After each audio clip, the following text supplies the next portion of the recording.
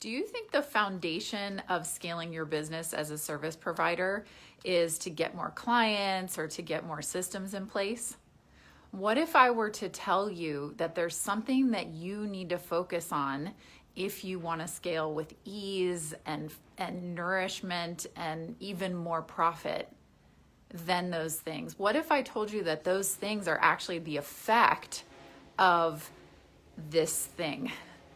My name is Sloane. I am a business and lifestyle consultant to professional women, and I'm also a former business attorney. And when I was building my law firm, I had this idea that the way you scale a business is to get more clients and then to add more systems and just to keep doing more and more and more of what you'd already been doing.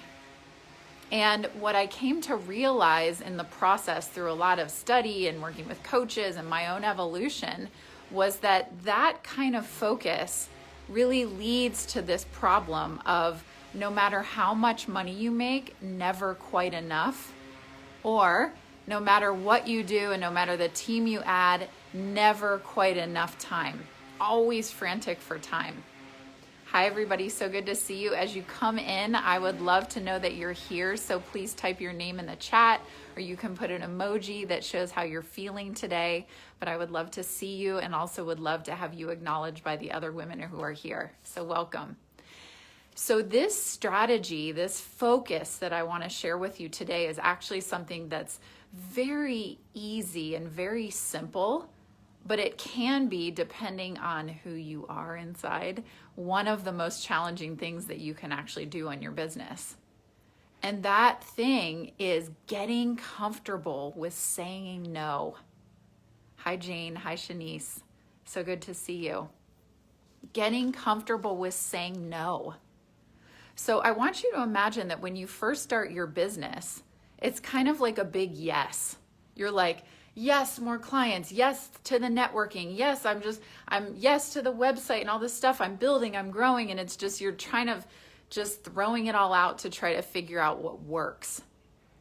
And then there comes a point where that yes, the being open and available and I'm a yes for more clients, and that actually becomes the thing that's holding you back.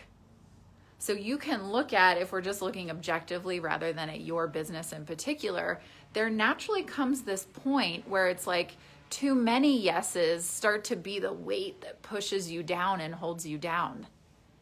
So learning how to say no and getting more and more discernment in your business is actually the key to scaling with grace and joy and ease, and is actually the key to scaling in a way that's profitable. So there's this personal skill that's required for you in your up level as an entrepreneur service provider.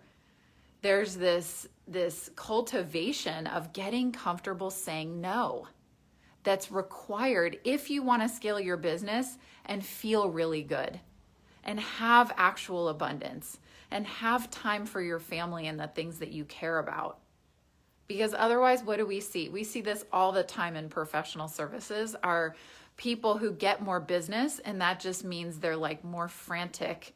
And they might have an up-leveled lifestyle, but you don't see people a lot of times making a really good amount of money and having the freedom to live how they want. It's kind of the typical is like, you get more business, you just get more busy. And then you go around and around and around like that.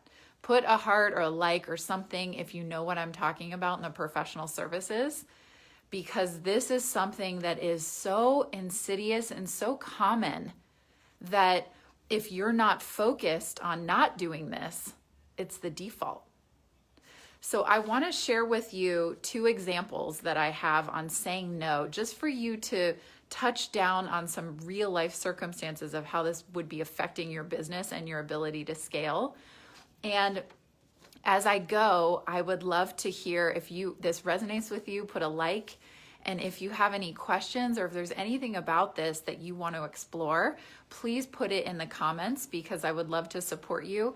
Whether you're live or on the replay, I'll be coming back to this, and I'm happy to interact with you here and support you in any way that I can. So the first example on learning to say no is actually with clients. And this is a really hard one. It's like you're scaling your business, you're investing, you're growing, your lifestyle is always available to be increased or to have more or better. And then there comes a point where it's really important that you get very conscious about which clients you say yes to. In fact, my mentors, they always say they've built the success of their business by the clients that they said no to. And that's always sticking in my mind, the clients they said no to. And the kind of logical explanation of this is the 80-20 rule, which I know you've heard of. So 80% of your profits come from 20% of your clients. 80% of your problems come from 20% of your clients. So if you look at it that way, your ability as you move into the CEO role to look at potential clients and to see, are these people A and B clients for me? B at the minimum. Really, you're wanting A clients. People who pay on time, they're excited for what you do, they're a full yes for the work, they're a yes for the investment with you. And then weeding out all the people who aren't, who are going to just waste your time, or who are just, from the start, the people who are going to be problematic or who aren't in the right place to work with you yet. They might be investing, but it's like you're going to have to do all this extra work to support them and help them. And then the other example that I want to use, and this is the one that I see with a lot of my clients, and I actually want to share a story with one of my private clients. This is the one that's even harder because I think, starting to curate what's happening in your business can be really, can be easier because you more easily see the effects of, if you have a really challenging client, what that does to your team and your time and all that. But this one is harder because we have a lot of people pleasing going on. And I want to say, for people pleasing, I am a recovering people pleaser. Shout out to all the people pleasers. If you're a people pleaser here, put a like, put something, could be recovering. That's fine. You don't have to claim being a people pleaser currently. But I want you to check in with yourself. And I'm going to ask you this question, which is, how often are you spending time with people who aren't uplifting you, who aren't adding into your world, or who in some way are actually bringing you down? And I want to be really honest with you that if you're spending any time with that type of person, you can see right there how you're holding yourself in this, almost like with a ceiling over your head about how far you can go in your business. Everything that you do affects the whole. So I want to give you an example with one of my clients, because I think you can look at this objectively and see how this would be holding her down, and then you're going to take this and apply it in your own life. Okay? Hi, Loretta. Good to see you.